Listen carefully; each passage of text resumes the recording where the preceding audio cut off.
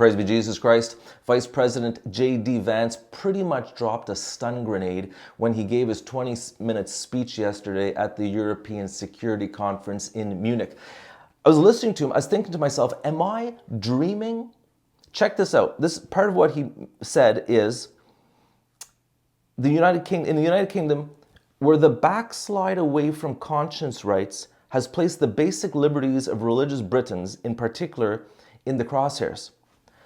A little over 2 years ago, the British government charged Adam Smith Connor, a 51-year-old physiotherapist and an army veteran, with the heinous crime of standing 50 meters from an abortion clinic and silently praying for 3 minutes. Not obstructing anyone, not interacting with anyone, just silently praying on his own. After British law enforcement spotted him and demanded to know what he was praying for, Adam replied simply, it was on behalf of his unborn son he and his former girlfriend had aborted years before. Now, the officers were not moved. Adam was found guilty of breaking the government's new buffer zones law, which criminalizes silent prayer and other actions that could influence a person's decision within 200 meters of an abortion facility. He was sentenced to pay thousands of pounds in legal costs to the prosecution. J.D. Vance is telling this story to all of these European leaders who have absolutely no sense of the sanctity of the life in the womb. He continues, now I wish I could say that this was a fluke, a one-off crazy example of a badly written law being enacted against a single person. But no. This last October, just a few months ago, the Scottish government began distributing letters to citizens whose houses lay within so-called safe access zones, warning them that even private prayer within their own homes may amount to breaking the law. Naturally, the government urged readers to report any fellow citizens suspected guilty of thought crime in Britain and across Europe. Bonkers. Most of the Western world has gone off the charts bonkers. But I'll tell you something. Today, I'm declaring that the USA, under its new administration, which, yeah, they're not perfect, a little quirky, renaming the Gulf of Mexico. But anyways, the United States of America is no longer bonkers. They're kind of making things right, going back to common sense, not like up here in Canada.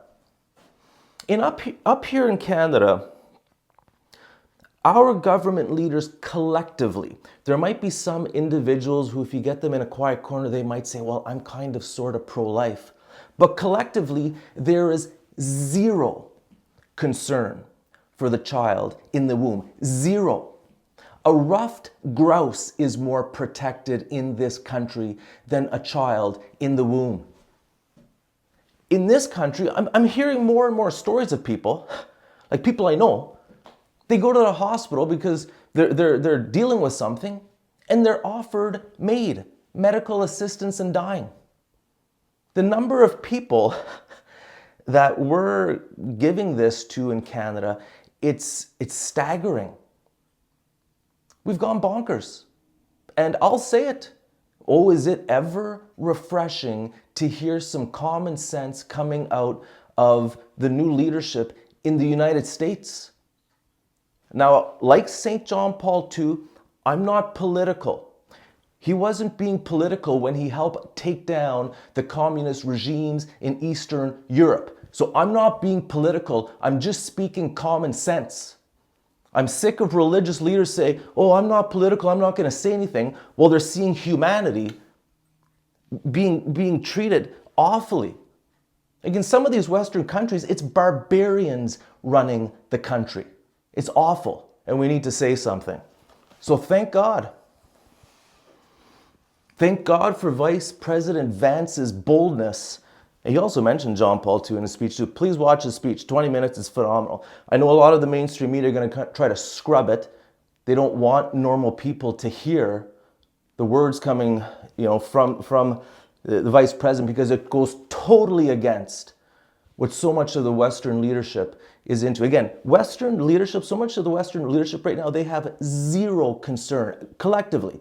Some are concerned, but collectively, zero concern for the child in the womb and other important issues. Okay, Luke chapter 1. Elizabeth says to the Blessed Virgin Mary, "For at the moment the sound of your greeting reached my ears, the infant in my womb leapt for joy." Viva Christore.